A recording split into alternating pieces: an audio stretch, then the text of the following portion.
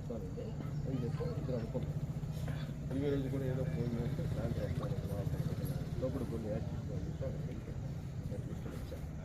అంటే నేను ఎంతో సిద్ధంగా ఉన్నాను. మెయిన్ ఈవెంట్ 2 భాగాలు ఏంటంటే మిమ్మల్ని 25 మందిని 20 మందిని పిలిచి కూర్చోపెట్టి మాట్లాడుకుని సక్సెస్ చేసుకుంటే మాకే అభ్యంతరం సమస్య పరిష్కారం కావాలి. ఆ విధంగా పరిష్కారం చేసుకోలేకపోతే ఏ యాక్టివిటీకైనా దేనికైనా మేము మీ ముందే ఉండి వెనకాతలు కూడా కాదు, మీ ముందే ఉండి గడపడానికి మేము మాకు ఎటువంటి అభ్యంతరం లేదు. ఇది నీకు చెప్పలేదు. మొత్తం రచనంగా చెప్పే విషయం మనం ఏదైతే మొన్న మీకు తెలుసు కదా, మీరు ఏమి చెప్తే అదే అన్నాం. మా మాట కూడా మీకు సలహా ఇవ్వలేదు, మేము సలహా ఇచ్చామా, మీరు పలానా సమస్య ఉంది ఇలా ఒప్పుకుంటాం, ఒప్పుకుంటున్నా మీరు అందరూ వచ్చారు చెప్పడం, మళ్ళీ మీరు చెప్పిందే మేము ఇలాగా అనుకుంటున్నాము వర్కర్స్ ఏం చేద్దాం అన్నాం. ఒకసారి చెప్పాం, మళ్ళీ విన్నారు, మళ్ళీ ఇన్ని తర్వాత మళ్ళీ చెప్పాం, మళ్ళీ మార్చేశారు. అలా మార్చుతూ లాస్ట్కి 10 అయింది. 10 అయ్యేటప్పుడు మనం శ్రీనివాసంతో మాట్లాడడం, ఏమిటి కాగితం రాసి ఇవ్వాలి, ఈ రకంగా ఉండాలి కాబట్టి అంటే ఆయన 10 అయిపోయిన తర్వాత ఏందో మేడం ఎవరు లేరని 8 గంటల వరకు ఉన్నాం. 7 గంటల నుంచి 10 గంటల వరకు ఉన్నాం. 7 గంటల పరిష్కారం అయిపోయింది, మళ్ళీ 10 అయిపోయింది. ఇంక రాలేదు. అలా అక్కడ లోపల ఉన్నాడు, మేము బయటకు కూర్చున్నాం, ఎరుపప్పులుగా కూర్చున్నాం. ఆడ ఇంకేదో ఆడుతున్నాం, మాట ఇంకా మాకు కోనేసలేదని చెప్పాడు. షాక్ గురయ్యాం. షాక్ 10 అయింది కాబట్టి 11, 10:30, 11 అయిపోయింది. ఆ రోజు అయిపోయిన తర్వాత ఇంత నైట్ ఉన్నాం కదా, మీకేమన్నా అనిపించిందా 10 వరకునే ఇంతలా ఉండి మళ్ళీ ఏంటి మా లోకేష్ ఒక ఉన్నాడు, ఆయన అగ్గిపెడి పని చేపెట్టాను. ఇంటికి వెళ్ళి అలా ఆడుకు తలుపు తీయలేదు, తీయపోతే అక్కడ కొట్టి 11, 12 అయిపోయింది, 12:30 అయిపోయింది. ఇంటికి వెళ్తే 1 గంట అయింది. 1 గంట అయింది ఇంటికి వెళ్తేప్పటికి. ఎందుకని మన వర్కర్లో మన సమస్య దీన్ని పరిష్కారం చేయాలని ఆలోచనతో ఒక కమిట్మెంట్తో ఉన్నాం. మీరు చెప్పిందే చేసాం. ఇందులో మా ఆలోచనలు ఇది వేరేగా ఉంటాయి. అలా వేరేగా ఉండడం అంటే ఏంటి, ఇచ్చే వరకు కదలం, లేకపోతే ఈ సమస్య పరిష్కారం అయ్యే వరకు కదలం అని చెప్తాం. వాళ్ళు లెటర్ ఇస్తాం, పరిష్కారం అయ్యే వరకు ఒక డిసిషన్ చేస్తాం. ఒక ధర్నాయో, ఒక ర్యాలీయో, నిరాదీక్షో, లేదా కలెక్టర్ ఆఫీస్కి వెళ్ళడమో, లేదా సెంట్రల్ ల్యాబ్ ఆఫీస్కి వెళ్ళడమో ఏదో జరుగుతాయి. ఇవన్నీ రాకుండా ఓకే అయిపోయింది, రేపు పొద్దున వచ్చిన తర్వాత పరిష్కారం అవుతుంది అనుకున్నాం, బాగానే ఉన్నదంటే అగ్రిమెంట్ అవుతుంది అనుకున్నాం. అన్నదానికి వెళ్ళిపోయాం. వెళ్ళిపోయిన తర్వాత ఏమైందంటే ఏమో పోలే మనతో అగ్రిమెంట్ చేసుకోకపోయినా, మనతో మాట్లాడకపోయినా వాళ్ళు వర్కర్కి న్యాయం చేస్తున్నారు, మనం ఏదైతే చెప్తే చేస్తున్నారో వెళ్ళిపోతున్నారు. వెళ్ళిపోయిన మన వాళ్ళు కూడా స్వామి అందరు కలిపి ఈయనమో అక్కడ ఉండిపోయాడు, నేను వచ్చేసరికి అందరూ బ్రిడ్జి మీద ఉన్నారు. బ్రిడ్జి మీద అందరూ బండి మీద ఉన్నారు. బండి అంటే ఏంటి, ఏం అవ్వలేదు, ఏమే స్వామి మామూలుగానే మాట్లాడాను, ఏం మా మాట్లాడలేదంట. హ్యాపీ, ఆనందం పారిపోయాం. ఎందుకంటే 2 రోజులు మీతో ఉన్నాం కదా, భలే సమస్య పరిష్కారం అయిపోయిందని హ్యాపీగా ఫీల్ అయ్యాం. ఎందుకంటే 1 గంట టైం కలిసి వచ్చినా కదా, రావాలి, మరి ధర్నా చేయాలి. ఇంకొక సమస్యలు ఉంటాయి ఇందులో, మా వ్యక్తిగత సమస్యలు ఏముండవు.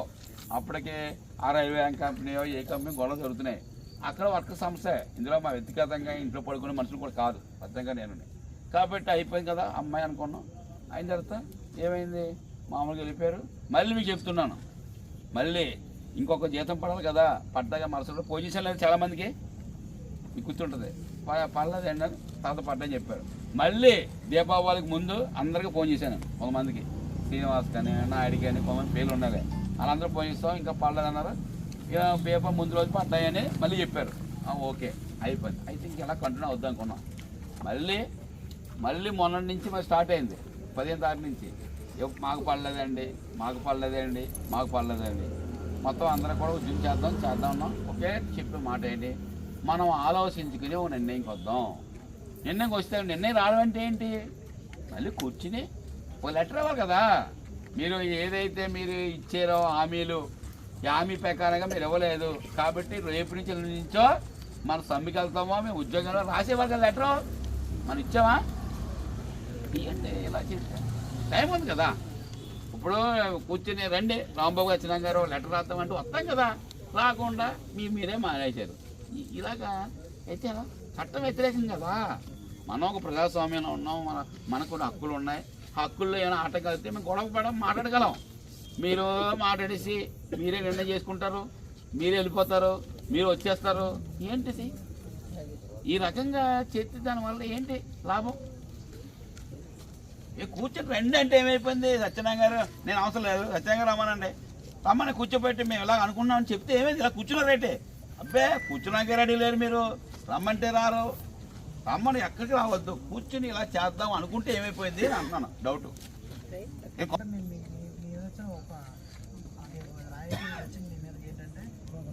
ఫోన్ చేసి డబ్బులు అడిగారని వచ్చింది, కానీ మేము నమ్మలేదు. రోమర్ అండి అది ఎవరు నమ్మలేదు.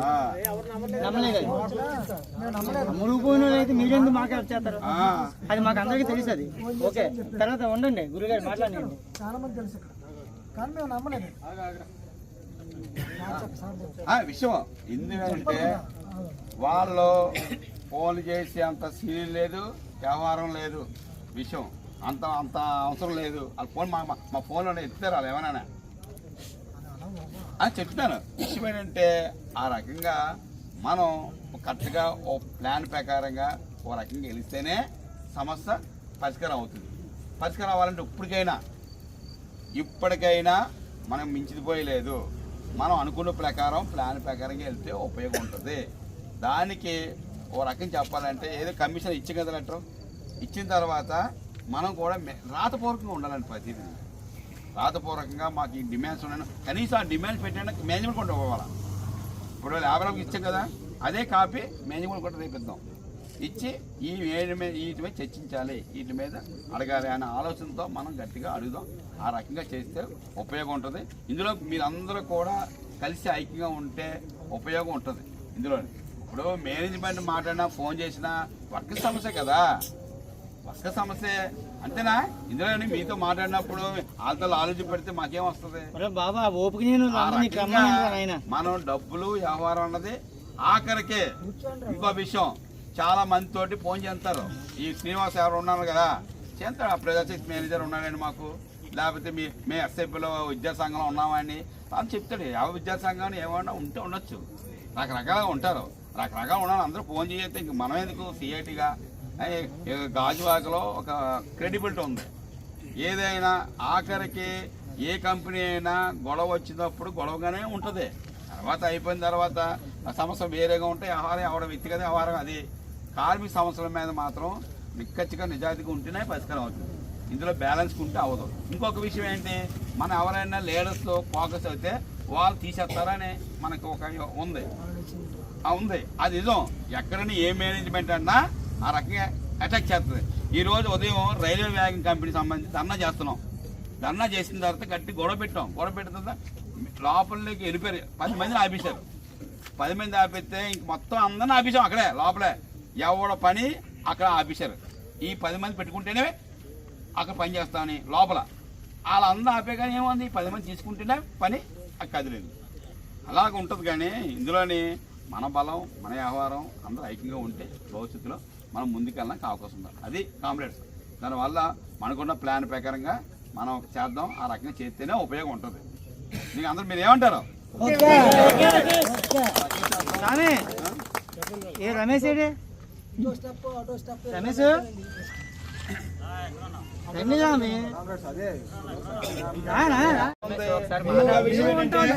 ఇంకో విషయం, గంటలో లేకపోవచ్చు. ఇప్పుడు సత్యనారాయణ గారు ఉన్నారు గాజువాకలో, ఇంకేదో తోపుడుపల్లి వ్యవహారంలో ఆయన ఉండిపోయాడు.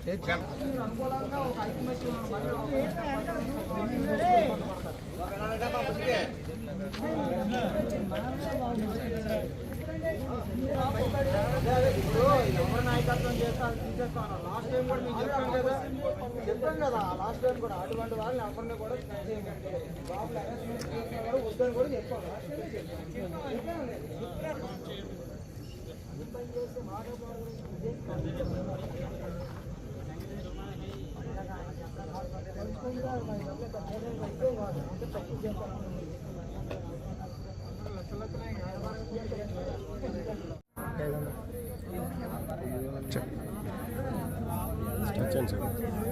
తొమ్మిది 900 మంది ఎంతమంది పనిచేసేవారు, ఇప్పుడు 500 మంది ఎంత ఉన్నారు.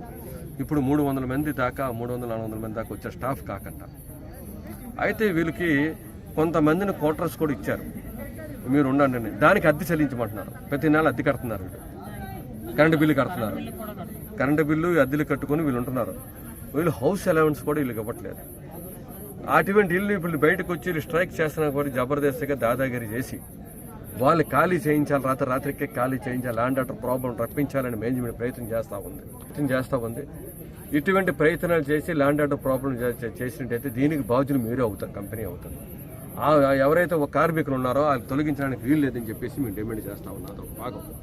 రెండోది ఏంటంటే వీళ్ళకి రావాల్సినటువంటి ఈఎస్సీ కానీ, లేకపోతే అసూరెన్స్ కానీ, ట్రావెలింగ్ అలవెన్స్ కానీ, ఇటువంటి అదర్ బెనిఫిట్స్ అన్నీ కూడా వీళ్ళకి ఇవ్వట్లేదు. ఇవ్వకపోయినా సరే వీళ్ళు పని చేస్తున్నారంటే ఉన్న పరిస్థితిని దృష్టిలో పెట్టుకుని పని చేస్తున్నారు. దానికి కావలసినటువంటి సానుభూతి కార్మికుల్లో ఉంది, కానీ మేనేజ్మెంట్ పక్క ఆ సానుభూతి లేకుండా కఠినంగా ప్రవర్తిస్తుంది. దాన్ని మానుకోమని చెప్పేసి మా యూనిట్. మీ ఫస్ట్ మీ డీటెయిల్స్ చెప్పండి. నా పేరు ఎం రాంబాబు, సిఐటియు జిల్లా కమిటీ సభ్యులు. ముఖ్యంగా చిన్న చేసే కార్మికులకు సంబంధించి 5 నెలల నుంచి జీతాలు ఇవ్వకుండా ఏ రకంగా బతుకుతారు. అందువల్లనే మా కుటుంబాలు పస్తులు ఉంటున్నాయి, మా పిల్లలు పీజీ కట్టుకోలేకపోతున్నాం అన్న ఆలోచనతో మాకు జీతాలు ఇవ్వని మహాప్రభు అని ఇలా ఆందోళన చేస్తున్నారు.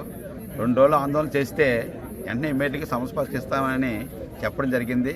చెప్పి నాదే హామీ అని మేనేజ్మెంట్ హామీ ఇవ్వడం వల్ల మొత్తం కార్మికులు అందరూ లోపలికి వెళ్ళారు. లోపలికి వెళ్ళిన తర్వాత 1 నెల జీతం ఇచ్చారు, కానీ మళ్ళీ ఈ నెలలో కూడా జీతం ఇవ్వకుండా ఈ రకంగా ఇబ్బంది పడడం వల్ల ఇప్పుడు ప్రతి కుటుంబానికి కూడా మనిషి బతకాలంటే జీతం అవసరం. ఆ జీతం ఇవ్వకపోతే ఎలా బతుకుతారు? ప్రతి నెల మేము 10వ తారీఖు లోపు ఇస్తామని చెప్పడం జరిగింది. అలా చట్టం ప్రకారంగా ప్రతి కంపెనీ యజమాని కూడా 10వ తారీఖు లోపు ఇవ్వాలి. ఇవ్వకపోతే వాళ్ళ మీద చట్టం ప్రకారం చర్య తీసుకోవాలి గవర్నమెంట్. ఆ రకంగా చేయవలసింది లేబర్ డిపార్ట్మెంట్. SEZ ఇక్కడ మొత్తం కమిషనర్ ఆఫీస్ ఉంది. రాష్ట్ర వ్యాప్తంగా విజయవాడ, హైదరాబాద్ నుంచి ఈరోజు SEZ స్పెషల్ ఎకనామిక్ జోన్ అనేది విశాఖపట్నం హెడ్ క్వార్టర్లో పక్కనున్న స్పెషల్ ఎకనామిక్ జోన్ ఆఫీసర్స్ ఏం చేస్తున్నారని మేము సిఐడిగా అడుగుతున్నాం. ఇమ్మీడియట్గా మొత్తం అధికారులు, లేబర్ ఆఫీస్ అందరూ కూడా పక్కన ఉన్నది 5 నెలలు జీతాలు ఇవ్వకపోతే పక్కనే ఇంకా మిగతా విజయవాడలోని, హైదరాబాద్లో ఉన్నప్పుడు ఏం చేస్తారు? ఒక పక్కన ఉన్న 2 కిలోమీటర్లు, 1 కిలోమీటర్ కూడా కాదు, అలాంటి పక్కన ఉన్న ఈ చిన్న చేసిన కంపెనీలో జీతం ఇవ్వకపోతే ఈ అధికారులు ఏం చేస్తున్నారని మేము సిఐటి అడుగుతున్నాం. అలాగే అధికారులు వెంటనే స్పందించి ఈరోజు వినతిపత్రం ఇచ్చాం. ఇక్కడ మేము అందరం కూడా చాలా ఇబ్బంది పడుతున్నామండి, 5 నెలల నుంచి జీతాలు ఇవ్వట్లేదు, పిల్లలకి ఫీజు కట్టుకోలేక అర్ధాకలతో బాధపడుతున్నాం, అలాగే స్కూల్ ఫీజులు కూడా బకాయిలు ఉంటున్నాయి, తర్వాత మా పిల్లల్ని కూడా స్కూల్ మార్పించేస్తున్నారని మా మహాప్రభు మీరే అన్నీ ఇమీడియట్గా చర్య తీసుకోవాలని కంప్లైంట్ ఇవ్వడం జరిగింది. ఆ కంప్లైంట్ ప్రకారం చర్య తీసుకుంటారని మేము కూడా చర్య తీసుకోకపోతే మాత్రం SEZ ఆందోళన తీవ్రం చేస్తారని సందర్భం హెచ్చరిస్తున్నాం. మేము ఈ కంపెనీలో గత 20 years నుంచి చేస్తున్నాం. నా క్యాడరు సీనియర్ సూపర్వైజరు, ఒక సెక్షన్లో ఒక సూపర్వైజర్ని నేను. అయితే మేము డిమాండ్ చేసింది ఏంటంటే, గతంలో మాకు 5 నెలలు పెండింగ్ జీతాలు ఉండిపోయి ఆ పెండింగ్ జీతాలు మాకు ఇవ్వమనేసి అడిగాము. గత నెలలో కూడా మేము డిమాండ్ చేసాము. డిమాండ్ చేస్తే వాళ్ళొక డేట్స్ అవి ఫిక్స్ చేశారు. ఆ డేట్స్ ఫిక్స్ చేసిన తర్వాత ఆ డేట్స్ మీద మళ్ళీ ఈ నెల వచ్చేసరికి మాకు అవి మాట మీద నిలబడలేదు. మేనేజ్మెంట్ అనేది మాట మీద నిలబడలేదు. నిలబడకపోవడం వల్ల మళ్ళీ మేము ఈ ధర్నా చేయవలసి వస్తుంది.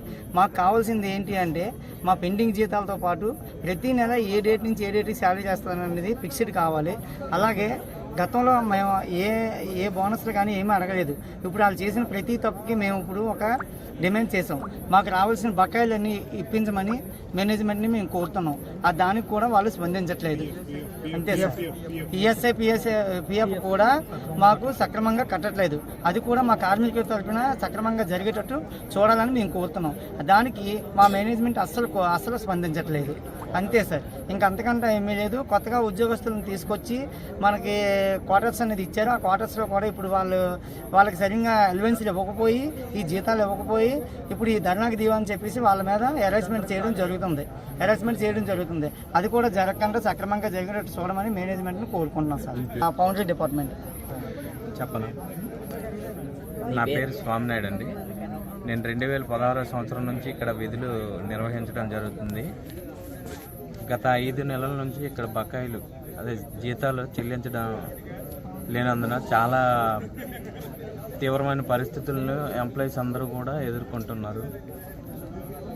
ఇన్ టైంలో జీతాలు లేకపోవడం వల్ల చాలా ప్రాబ్లమ్స్ ఫేస్ చేస్తున్నాము. అలాగే గత 10 సంవత్సరాల నుంచి బోనస్ చెల్లించడం లేదు. ఈఎస్ఐ, పిఎఫ్ కంపెనీ తరఫున చెల్లించాల్సిన, యాజమాన్యం తరఫున చెల్లించాల్సిన పిఎఫ్ను కూడా ఇన్ టైంలో గత 3 సంవత్సరాల నుంచి కూడా చెల్లించడం లేదు. మాకు రావాల్సిన బకాయి జీతాలు 5 నెలల నుండి రావాల్సిన బకాయి జీతాలను వెంటనే మేనేజ్మెంట్ వారు స్పందించి చెల్లిస్తారని కోరుకుంటున్నాం. ఇప్పుడు ఉన్న పరిస్థితుల్లో ఏ నెల జీతం ఆ నెల కంపెనీ వారు చెల్లిస్తేనే బ్రతకడం కష్టమయ్యే ఈ రోజుల్లో కంపెనీ మేనేజ్మెంట్ వారు 5 నెలల బకాయిలు ఉంచారు. మేము జీవనం ఎలాగ సాగించాలనేది మాకు అర్థం కాని పరిస్థితిలో ఇక్కడ ఎంప్లాయీస్ అందరూ కూడా సమస్యను ఎదుర్కొంటున్నారు. రెంట్లు కట్టే పరిస్థితిలో లేదు, అప్పుల పాలైపోతున్నాం. ఉన్న గోల్డ్ పెట్టుకున్నాం. పిఎఫ్ ఎందుకండి, పిఎఫ్ ప్రావిడెంట్ ఫండ్ రేపు భవిష్యత్తు కోసం. ఇక్కడ ఉన్న ఎంప్లాయీస్ అందరూ కూడా జీరో, పిఎఫ్ అమౌంట్ అనేది జీరో. భవిష్యత్తు కోసం ఉండాల్సిన ప్రావిడెంట్ ఫండ్ కూడా అందరూ వాడేసుకున్నారు. 5 months నుంచి జీతాలు వేయకపోవడం వల్ల ఇన్ టైంలో జీతాలు వేసినా బతకలేని రోజులు ఇవి. స్కూల్ ఫీజులు కట్టుకోలేకపోతున్నాం, రెంట్లు కట్టుకోలేకపోతున్నాం. తీవ్ర మానసికంగా ఇబ్బంది పడే పరిస్థితిని ఇక్కడ ఎంప్లాయీస్ అందరూ కూడా ఎదుర్కొంటున్నారు. ఇదంతా కూడా గమనిస్తున్న మేనేజ్మెంట్ వెంటనే స్పందించి మా బాధలను అర్థం చేసుకొని మాకు రావాల్సిన బకాయి జీతాలను వెంటనే చెల్లిస్తారని కోరుకుంటున్నాం.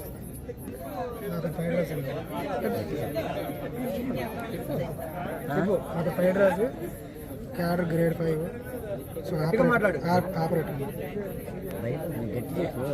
ఆపరేటర్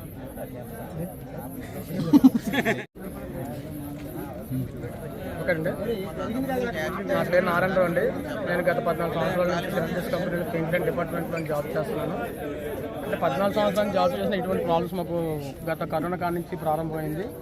మనం పని చేయడం, వాళ్ళు ఏదో అడప జీతాలు వేయడం, దానివల్ల ఏంటంటే ఇప్పుడు ఉన్న పరిస్థితుల్లోని ఇన్ టైంలో శాలరీస్ వేసినా కూడా సమస్యలు ఇంకా ఎక్కువగా ఉంటాయి. అలాంటిది 5 నెలలు పెండింగ్ శాలరీ పెట్టుకొని రెగ్యులర్ శాలరీ కూడా పెట్టుకోకుండా మమ్మల్ని ఇబ్బంది పెడుతున్నారు. లాస్ట్ టైం ఒక డేట్ అంటే ఇచ్చారు, ఆ డేట్ మీద నిలబడలేదు. తర్వాత డేట్లు అనౌన్స్ చేస్తూ ఉన్నారు, అది అనౌన్స్ చేయలేదు నోటీస్ బోర్డులో. ఆ ఇచ్చిన డేట్ కూడా 3 రోజులు టైం ఇమ్మన్నారు. 3 రోజులు కూడా టైం ఇచ్చాము మేము. అయినా కూడా ఆ శాలరీ కొంతమందికి ఇటు ముందు కొంతమంది వెనక వేయడం జరిగింది. దానివల్ల మేము అడుగుదాం అనుకుంటే మేనేజ్మెంట్ కింద దిగరాలేదు. అందువల్ల మేము బయట కూర్చున్నాము.